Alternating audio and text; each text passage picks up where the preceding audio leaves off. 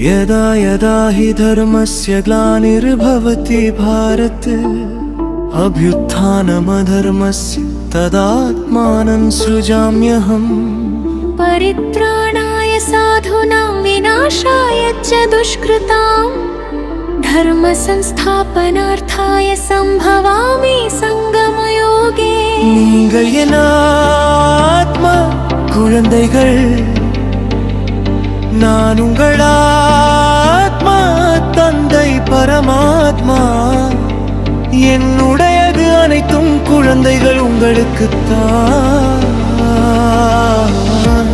இதுவே உங்கள் பிறப்புரியே, நீங்கள் எனக்கு மிகவும் பிரியமான வருவம். இது என் வாக்குறுதி.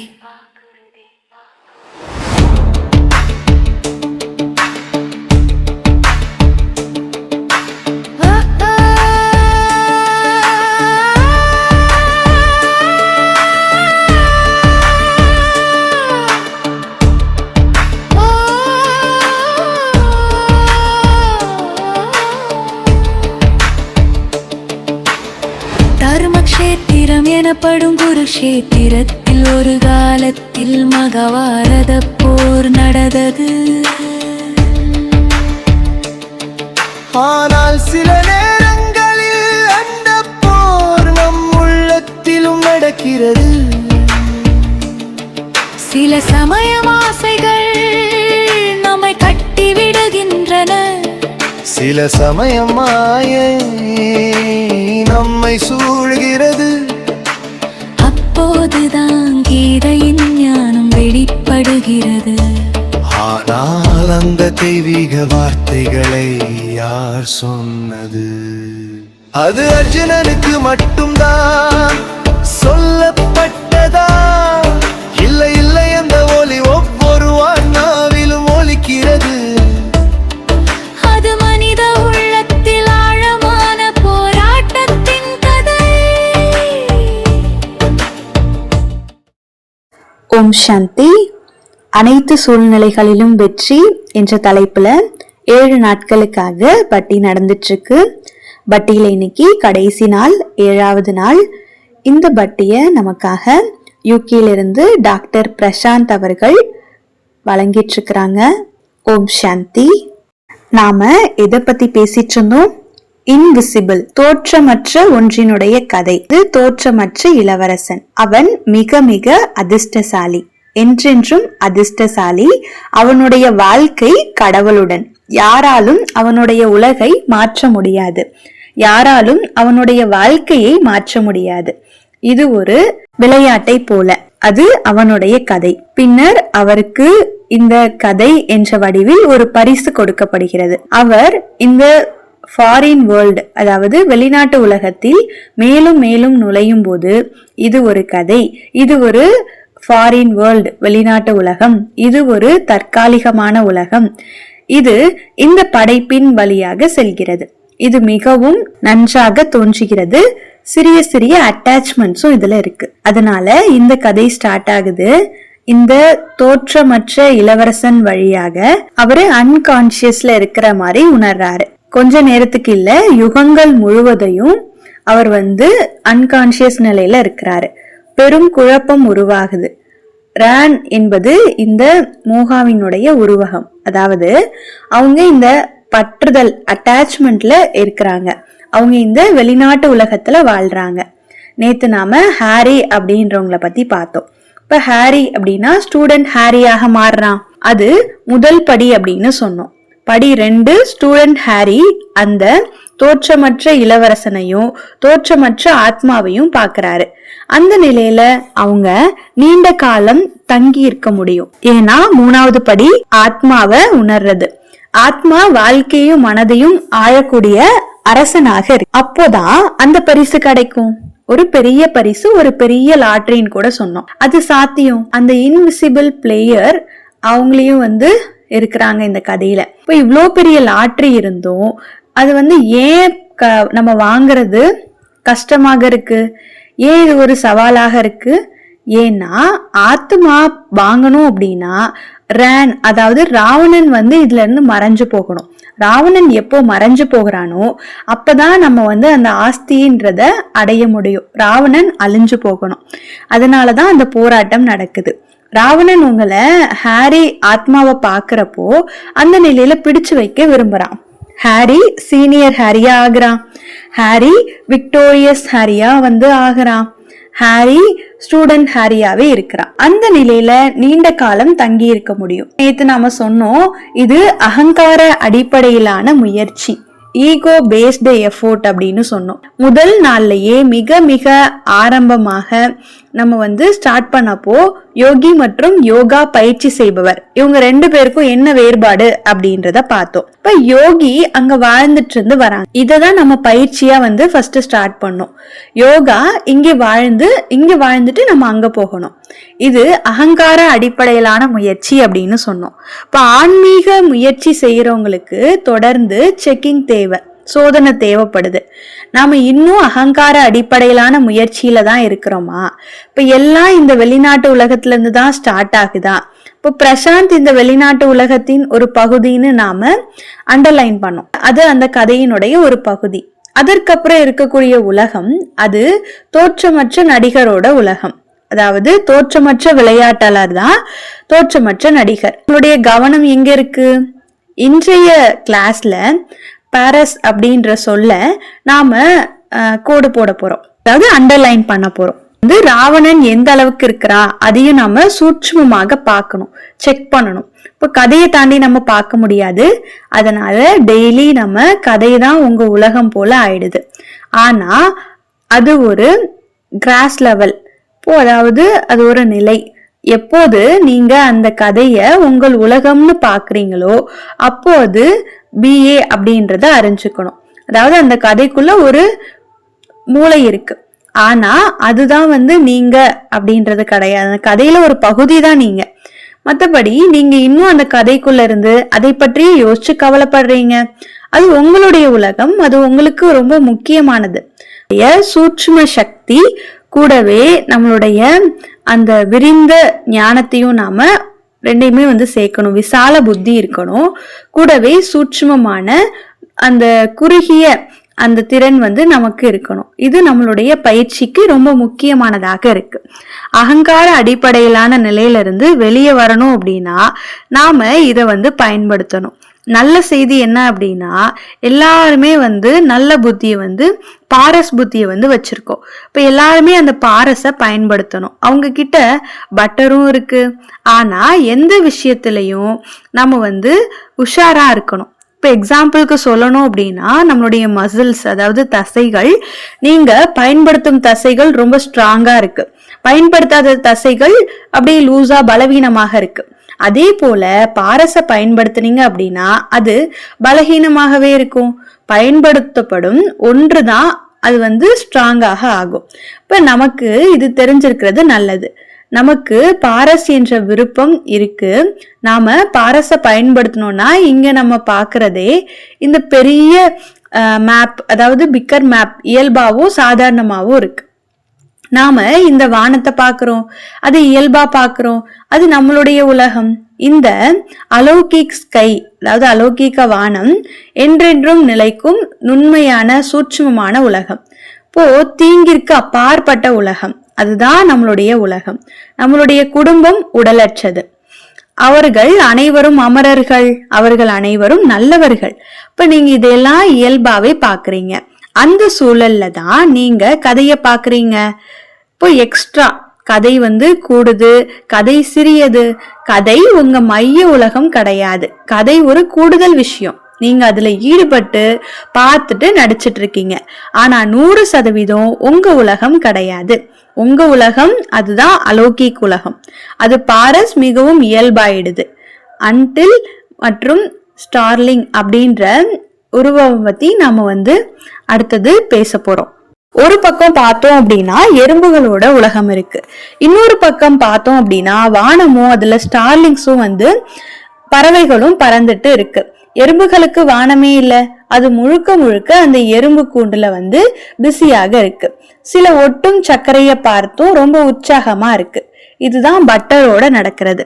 இப்போ பட்டர் நம்மள அந்த எண்டு வேர்ல்டுல வச்சிட்டு, இப்போ இப்போ ஏதோ ஒண்ணு பத்திய முழு உற்சாகத்தோட நம்ம பிஸியா வச்சுக்கிறோம். ஆனா உண்மையிலேயே நீங்க அந்த எறும்பு உலகத்துலதான் இருக்கீங்க. வானத்தை முழுவதுமாக இழந்துடுறீங்க.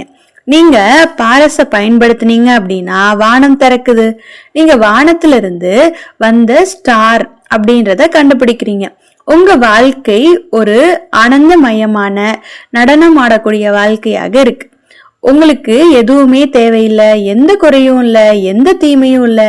கடவுளோட உலகம், கடவுளோட இருக்கக்கூடிய உலகம், அதுதான் உங்களுடைய வாழ்க்கை.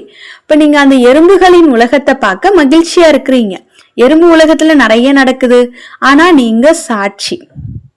அந்த எறும்புகளின் உலகத்தை பாக்குறவங்க நீங்க அதனோட உங்களோட அடையாளப்படுத்திக்கல, அது உங்களுடைய உலகமாக இருக்கல. ராவணன் மற்றும் மாயா இவங்க மிகப்பெரிய வெற்றி இதுல என்ன அப்படின்னா, உங்களை வானத்துல இருந்தே கீழே இழுத்து கைகளாலும் கடிச்சிடுறாங்க, அதாவது இழுத்துடுறாங்க. ஒருவரை பற்றி புகார் செய்யறதுலயும் அதுவே உங்களை கீழே இழுத்துருது, உண்மைன்னு நம்ப வச்சிருது. அடுத்த சில நேரங்கள்ல பாரஸ பயன்படுத்தி ஒரு செக் நீங்க பண்றீங்க. இது நமக்கு ஒரு வின் பண்ணக்கூடிய திட்டம். ஒன்று, இது நம்மளுடைய தனிப்பட்ட வெற்றி. அதாவது நாம தோற்றமற்ற ஒரு ஏஞ்சலாக இருக்கும், வெற்றியாளராக இருக்கும். விளையாட்டாளர் அதோட நம்ம வெற்றியாளரா இருக்கும். இப்ப தோற்றமற்ற தேவதை, தோற்றமற்ற இளவரசர். நீங்க அந்த பரிமாணத்துல அதிக நேரம் செலவிடும் போதெல்லாம் அந்த நேரத்துல ஒளிய உருவாக்குறீங்க. அது மற்ற தோற்றமற்ற சகோதரர்கள் எல்லாருக்கும் விழித்தல ஈஸியா இருக்கு. வானத்தை கண்டுபிடிக்க இப்போ ஸ்டார்ஸ் எல்லாமே இருக்கு. இப்போ வானுலகம் அவ்வளோ அழகாக இருக்கு. இதெல்லாமே உங்களுக்கு கண்டுபிடிக்கிறதுக்கு ஈஸியா இருக்கு. இதுதான் உங்களுடைய எண்டு, அதாவது இறுதி வெற்றியாக இருக்கு. இப்போ தனிநபர் மட்டும் வெற்றி பெறது வெற்றி இல்லை, முழு குலத்தினுடைய வெற்றி இருக்கணும். இதற்காக நம்ம ஆத்மாக்களுக்கு கடவுள் நண்பனாக இருக்கிறது மாதிரி கடவுள் முழுமையாக இந்த வானத்திற்காகவே செயல்படுறாரு. இப்போ நாம என்ன பண்ணணும், அந்த எண்டு வேர்ல்டுல பிடிச்சிட்டு இருக்கோம். அதே போல இந்த நேரத்துல நாம ஒளியை உருவாக்கணும் அப்படின்னா நம்ம எல்லாருக்கும் ஃப்ரெண்டா இருக்க முடியும். இப்ப பாரஸ் புத்தியை நம்ம பயன்படுத்தணும். மிக மிக பெரிய நண்பன் நமக்கு அதுதான். அதனால நம்மளுடைய முதல் படி எங்க இருந்தாலும் உடலை சௌகரியமாக வச்சுக்கிறது. இதுதான் முதல் படி. இப்போ படி அப்படின்னா 0. மொபைல சைலண்டாக நம்ம மாத்தணும். அது ஸ்டெப் 0. ஆனா அடுத்த செகண்டே நாம பாரஸ பயன்படுத்துறோம். இது ஒரு கேம் சேஞ்சர். ஏன்னா பாரஸ நம்ம பயன்படுத்தும் போது அந்த நேரமே நீங்க அந்த எண்டு வேர்ல்டாவே பாக்குறீங்க. அது உங்களுடைய உலகம் கிடையாது. அங்கே ஒப்பிட எதுவுமே இல்லை, போட்டி போட எதுவும் இல்லை, ஆசைப்பட எதுவும் இல்லை, அழறதுக்கும் எதுவும் இல்லை. அது உங்களுடைய உலகமே கிடையாது. வானம் ரொம்ப உண்மையானது, ரொம்ப தெளிவானதாக இருக்கு. இந்த உலகம் காலமற்றது, உண்மையானது. பாரஸுக்கு அது உண்மையாக இருக்கு. பாரஸ் புத்தியுடையவராக ஆகணும். அது வெறும் தியானம் மட்டும் கிடையாது, தியானம் செய்யக்கூடிய இடம் மட்டும் கிடையாது, நம்மளுடைய வீடு. இப்போ இந்த நேரத்துல அந்த விளையாட்டாளர் அந்த பதவியை நாம அடையிறோம். அப்புறம் சுய தரிசனம், நம்ம சுயத்தை தரிசனம் செய்யணும். தூய்மை, புதிய தொடக்கம், அது பிரசாந்த் அப்படின்னா இங்க டாக்டர் அவரே சொல்லிக்கிறார். இப்ப பிரசாந்த் அந்த எண்டு வேர்ல்டுல ஒரு பகுதியாக இருக்காரு. அது எண்டு ஸ்டோரி. இப்போ அதே நேரத்துல அந்த அந்த காட்சியை நம்ம சாட்சியாக பார்க்கணும், விளையாட்டாளராக பார்க்கணும். அவருக்கு அமரத்தன்மைன்றது இயல்பானதாக இருக்கக்கூடியது. இப்ப இந்த அலௌகிக்க வானத்தை சேர்ந்தவர் மாதிரி இயல்பானது. இந்த எறும்பு உலகத்துல இருந்து எதையுமே நமக்கு தேவையில்லை. இப்ப இந்த எறும்பு உலகத்துல இருந்து நம்ம விலகி அந்த உலகத்துக்கு நாம போகணும். எங்கிருந்தும் அவங்களுக்கு எதுவுமே தேவைப்படாது, எந்த விருப்பமும் இல்லை, எந்த எதிர்பார்ப்பும் இல்லை. ஆசை என்ற சொல்லுமே ஆசைன்னா என்னன்னே தெரியாது. இப்போ அவங்க தெரிஞ்சிருக்காங்க அவங்களுடைய உலகம் தீங்கிற்கு அப்பாற்பட்டது, அது நித்தியமான உலகம். அந்த உலகத்துல சின்ன தீங்கு கூட வராது. யாராவது நாம என்னைக்குமே பாதுகாப்பாளராக இருக்கிறோம் அப்படின்னு உணர்ந்தாங்கன்னா அதுல இருந்து ரொம்ப சிறந்தது, உயர்ந்தது வெளிப்படும். அவங்க தங்களுடைய வாழ்க்கை, மகிழ்ச்சி, திருப்தி, அன்பு இது எல்லாமே இருக்கு அப்படின்னு கண்டுபிடிக்கிறாங்க. இப்போ அந்த உலகத்துல எல்லாருமே அப்படிதான். அவங்க எல்லாருமே அந்த எறும்பு உலகத்துல இருந்து வெளியே இருக்காங்க. அவங்க வானத்துல இருந்து வந்தவங்க.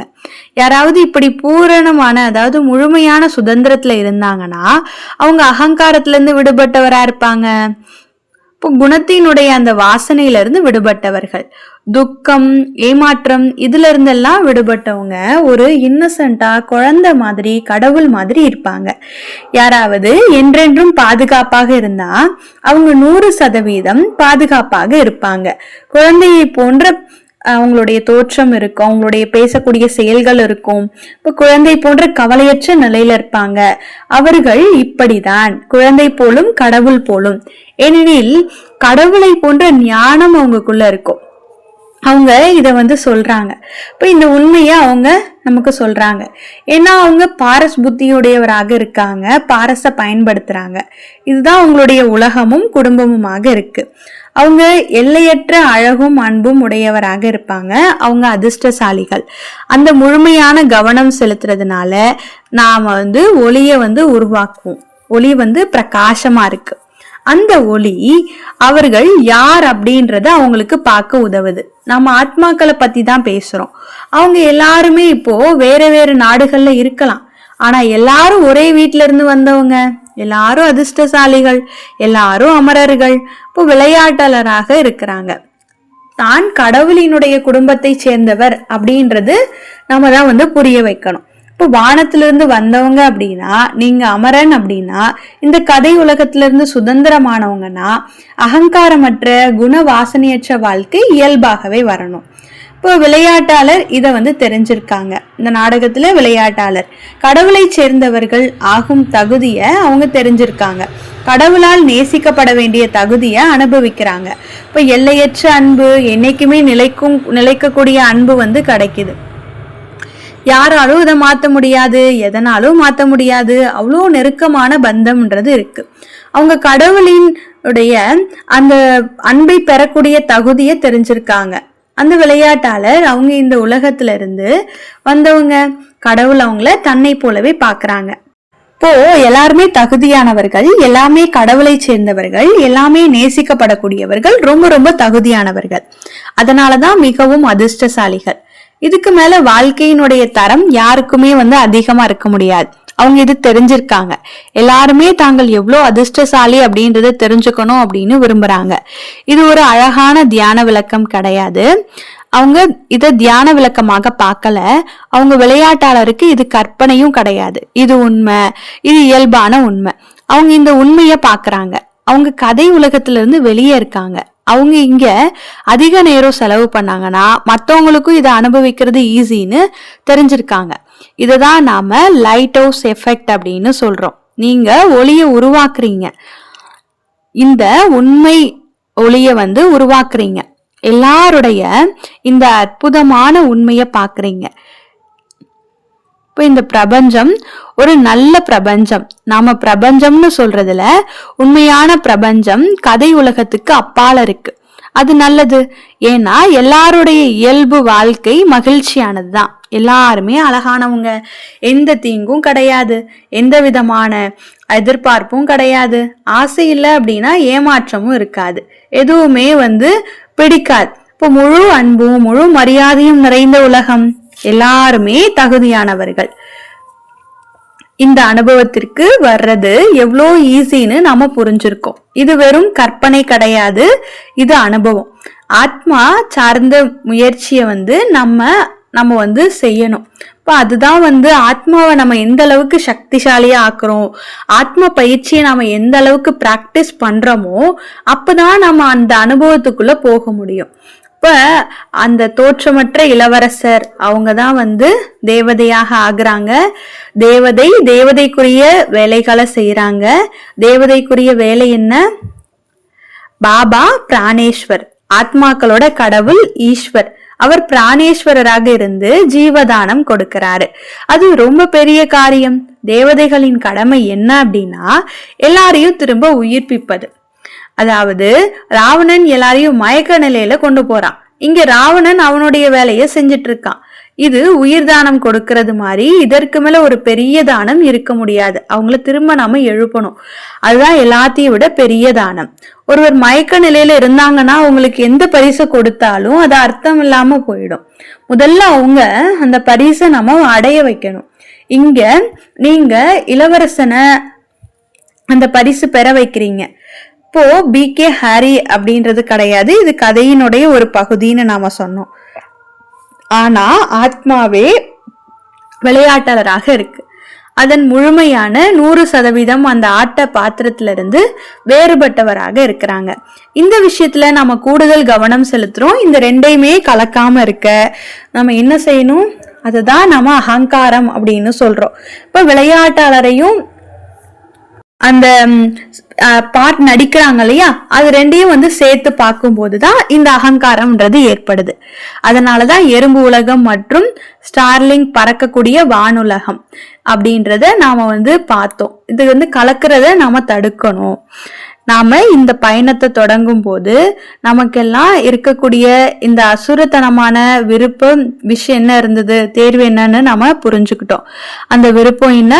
ஒளிய உருவாக்குறது. இந்த ஒளி உருவாக்கக்கூடிய பணியில அத்தாரிட்டியாக இருக்கிறது. ஒளி அப்படின்னா என்னன்னு நம்ம புரிஞ்சுக்கிட்டோம். உண்மையான ஒளினா என்னன்னு தெரிஞ்சுக்கிட்டோம். இது அகங்காரத்துல உருவாக்கப்படக்கூடிய ஒளி இல்ல. ஹாரி நான் ஒளி உருவாக்குறேன்னு சொன்னா அங்க எந்த மாயையும் இருக்காது, அங்க ஒளியும் இருக்காது. ஹாரி தானே இருள்ல இருக்கிறான். ஆனா விளையாட்டாளர் அந்த பரிசை வாங்குறாங்க அப்படின்னா முழு விளையாட்டே மாறிடும். இப்போ விளையாட்டாளர் அந்த எண்டு வேர்ல்டுல இருந்து வெளியே இருக்கிறாங்க. அவங்களுடைய வானமே அவங்களுடைய உண்மையான இடம். இப்ப அந்த இடத்துல இருந்து அவங்க இயல்பாவே அனுபவம் பண்றாங்க. எல்லாருமே வானத்துல இருந்து வந்தவங்கன்னு நினைக்கிறோம். இப்ப எல்லாருமே அப்படி வந்தவங்க, எல்லாருமே அசரீரியாக இருக்கிறோம். ஆனா எல்லாருமே அழகானவர்கள், எல்லாருமே அதிர்ஷ்டசாலிகளாக இருக்கிறோம். இப்போ இந்த 7 நாள் பட்டியில நம்ம என்னென்ன விஷயங்கள்லாம் கேட்டோமோ அது எல்லாத்துலயும் நம்ம வாழ்க்கையில தாரணா பண்ணி நாம ஒரு நல்ல பதவிய அடையறதுக்கு இந்த வகுப்புகள் எல்லாமே நமக்கு ஒரு நல்ல ஆப்பர்ச்சுனிட்டியா இருக்கு. இதை நம்ம பயன்படுத்தி நம்மளுடைய வாழ்க்கையில முன்னேறுவோம். நல்லது. ஓம் சாந்தி. வெளியில் நடந்தப்போ ஒரு நிகர் மட்டுமே உண்மையான குக்ஷேத்திரம் நம் மனதில் உள்ளது. இதையின் அழைப்பு போரு பானது அல்ல, அது அமைதிக்கான அறிவிப்பு.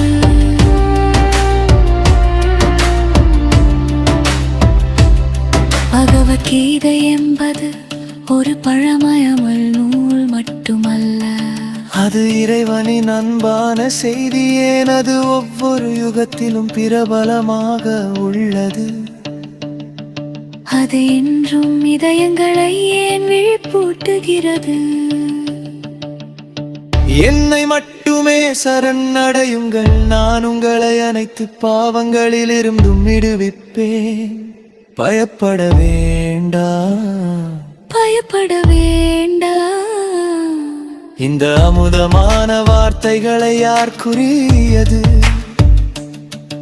இது யுகம் தோறும் மீண்டும் மீண்டும் சொல்லப்படும் தனித்துவமான கதை. இதனுள்ளே ஆன்மாவை விழிப்பூட்டும் அரிய ஞானாக சூழ்ந்து மறைந்துள்ளன. தர்மம் குறையும் போது, அதர்மம் அதிகரிக்கும் போது நான் வெளிப்படுவேன். தர்மம் குறையும் போது, அதர்மம் அதிகரிக்கும் போது நான் வெளிப்படுவேன். உலகில் நன்மை குறையும் போது இறைவன் மீண்டும் வழிபடுவேரா? பிரம்மாவின் உடலின் மூலம் ஞானத்தின் திங்கையோட செய்கிறார். அவர் அறியாமை இருளை நீக்குகிறார். ஒவ்வொரு இதயத்திலே சத்தியத்தின் தீபத்தை ஏற்குகிறார். மனதை தூய்மையாக்குகிறார். உலகிற்கு அன்பை கற்றுக் கொடுக்கிறார். முக்திக்கான உண்மையான பாதையை காட்டுகிறார். என்னை நினைவு செய்யுங்கள், நீங்கள் ஆத்மா குழந்தைகள். நான் உங்கள் ஆத்மா தந்தை பரமாத்மா என்னுடைய அனைத்தும் குழந்தைகள் உங்களுக்குத்தான். இதுவே உங்கள் பிறப்புரிதே. நீங்கள் எனக்கு மிகவும் பிரியமானவர்கள். இது என் வாக்குறுதி. ஓம் சாந்தி.